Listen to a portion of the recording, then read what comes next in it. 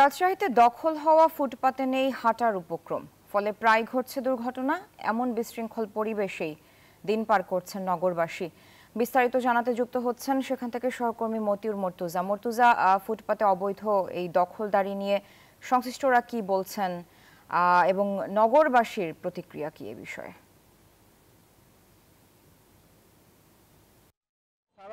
রাজশাহীতে ফুটপাতের পরে এবার নির্বিচারে দখল হচ্ছে সড়কের প্রায় অর্ধেকাংশই কিন্তু দখলদারদের কবলে। আমরা নগরবাসীর সঙ্গে কথা বলেছি, তারা বলছেন যে একাধিকবার ফুটপাত দখলমুক্ত করার বিষয়ে অভিযোগ দিয়েও কোনো প্রতিকার পাওয়া যাচ্ছে না, ফলে বিশৃঙ্খল পরিবেশ নিয়ে তারা দিন পার করছেন। আর ফুটপাতে হাঁটার উপক্রম নেই, ফলে প্রায় দুর্ঘটনা ঘটছে। আমরা এ বিষয়ে আইন শৃঙ্খলা বাহিনীর সঙ্গে কথা বলেছি, তারা বলছেন যে সিটি কর্পোরেশনের সহযোগিতার অভাবে তারা ফুটপাত দখলমুক্ত করতে পারছেন না। আর আমরা ফুটপাত যারা দখল করে ব্যবসা করছেন তাদের সঙ্গেও কথা বলছি, তারা বলছেন যে তারা নিয়মিত সিটি কর্পোরেশনকে চাঁদা দিয়েই তারা এখানে ব্যবসা করছেন এবং তারা নিয়মিত রসিদ নেন রাজশাহী সিটি কর্পোরেশনের পক্ষ থেকে।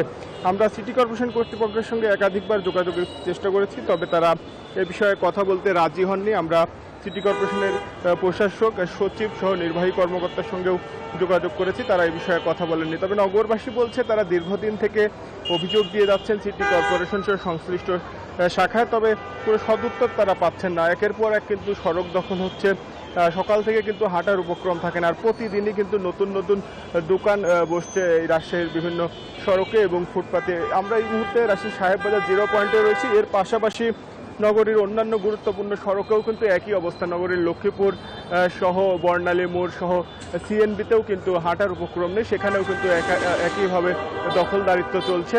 ফুটপাত কিন্তু এখন আর 1 ইঞ্চি অবশিষ্ট নেই। এভাবেই দিন পার করছে রাজশাহীবাসী। এই ছিল রাজশাহী থেকে সর্বশেষ সারা মেহজাবিন। মর্তুজা, ধন্যবাদ যুক্ত হওয়ার জন্য। বান্ডেল থাকলে প্রতি সেনমানিতে টাকা বাঁচবে। বিকাশ সেনমানি বান্ডেল কিনে জিতুন প্রতি লেনদেনে।